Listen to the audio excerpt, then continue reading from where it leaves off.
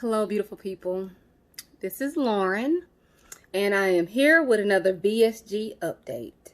So, this is the beginning of month 5 for me, and just kind of want to talk about a few things that's going on. I do have a small list so I could touch everything that has happened within like the last month or so, and as I prepare for the rest of October.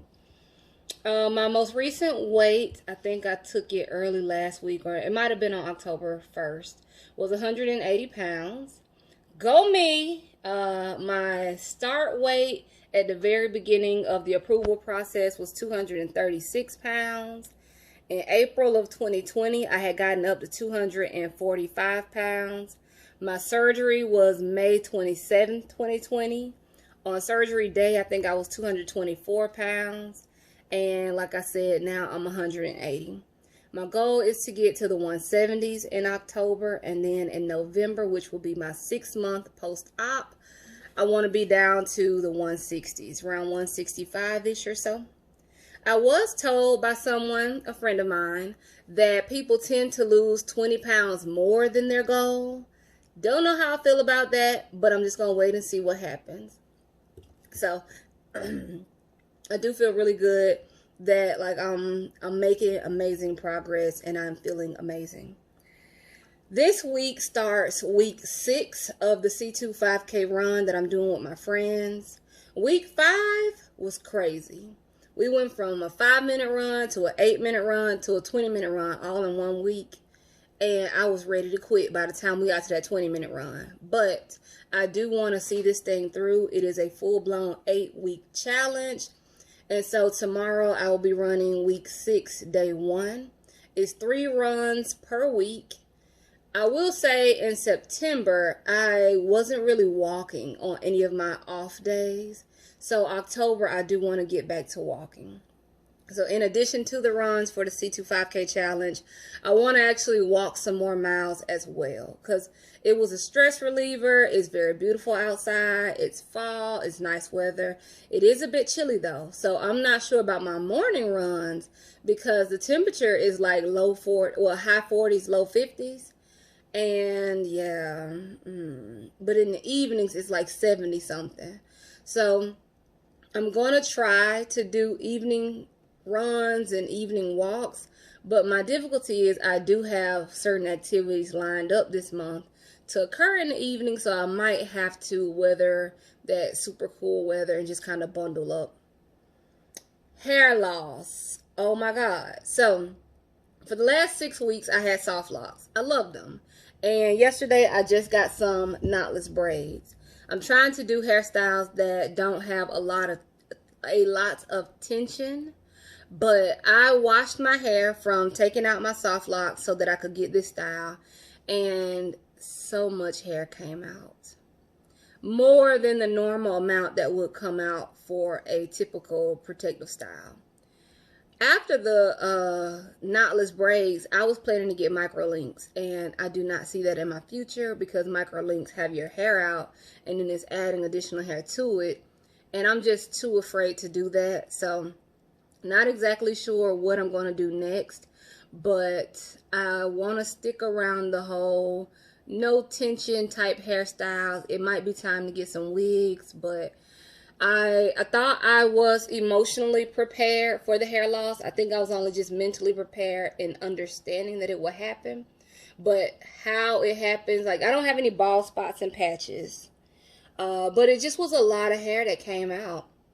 And I was just ready to get these braids in so I didn't have to deal with it.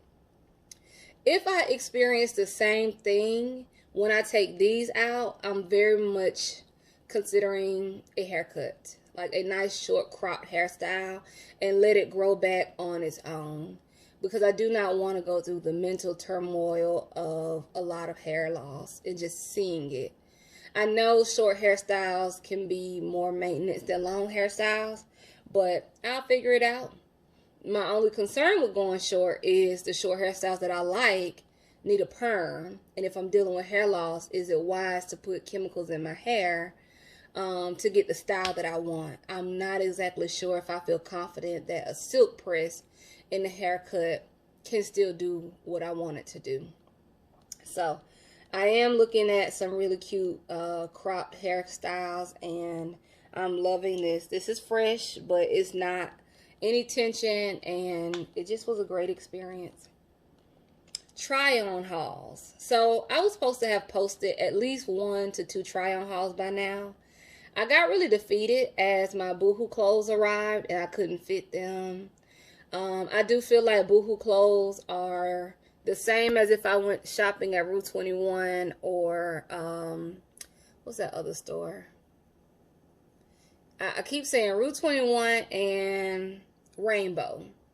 So the way I shop at Rue 21 and Rainbow, I would not buy that stuff from Boohoo because the stuff from Boohoo was more expensive. Like, I'm not going to pay full price for low quality clothes. I might as well shop at Forever 21 because their quality clothes is way better. So I got discouraged when it came to the clothing hauls. I do still hope to do some.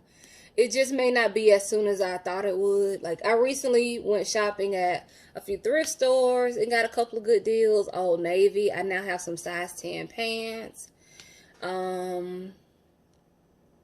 It was, New York and Company. And I think one more place. But it was like a few pieces here, a few pieces there. And so with Boohoo, I had like 20 items. And I was finna mix and match and do it up. But the materials of the items that I selected just was not what I expected. So I returned almost everything. And I just really was not feeling doing the haul anymore. So I do hope to share what that journey was like. But right now, I just don't have any clothes that I'm ready to say, let's do a haul. Non-scale Victory, one of my vests that I had on today from New York and Company. I bought it in July. When I first got it, I could wear it open, but that was it. I couldn't button it. And so today was my first time wearing it, and I could actually button it. So I was extraordinarily excited about that. And I have one more vest that I got at the same time back in July. I'm excited to try that outfit on and see if I can button that vest. So I felt very, very amazing that I could wear the vest and button it. But then I have stuff like my Calvin Klein trench coat that's too big. And I'm going to keep wearing that too big trench coat because it is in great condition. It's Calvin Klein and it's a trench. So, And last but not least, in addition to finishing up the C2 5K challenge, I am doing a squat challenge with my sister. I have no butt anymore. And so I am considering getting a personal trainer.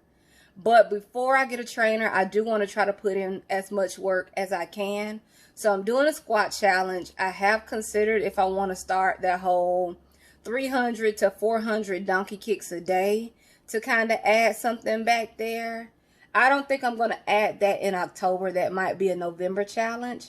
But it really is disheartening to see that I have no butt, especially from where I came from. So, for regular updates about me and what I have going on, feel free to follow my VSG Instagram page. It's LBS_VSG_journey. I'll have it written out in the description. Follow me. I follow back on most occasions, but I try to give weekly updates on what's going on with me. I post a lot in my stories, and then I try to come to YouTube at least once a month for a VSG update. So that's where I am at the beginning of month 5 post-op. I'm very sure I'll come back and do something at the end of October.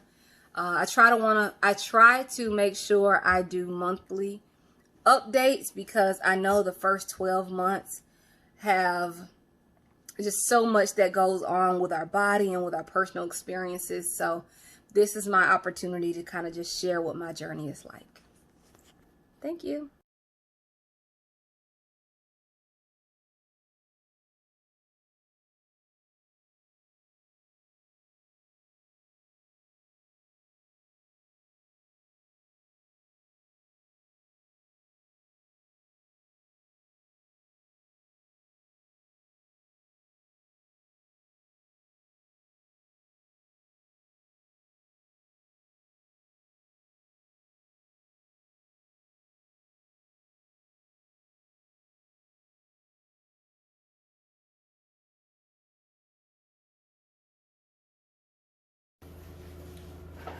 All right, this is my first 5 squats of the day. The goal is 40 squats by the end of the day. 1, 2, 3, 4,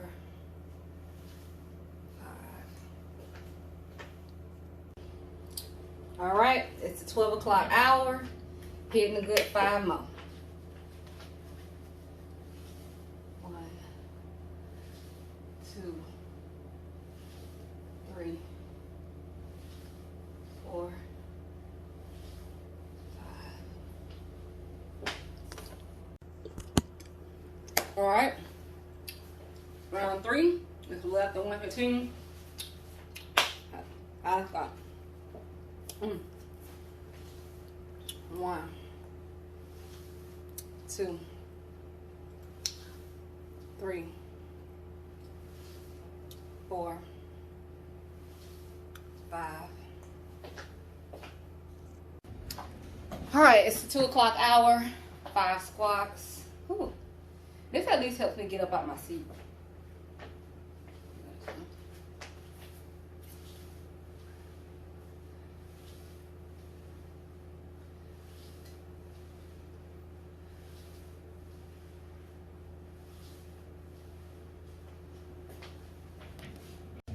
So I'm a little late. I'm gonna go ahead and hit 10 squats for 3 o'clock and 4 o'clock.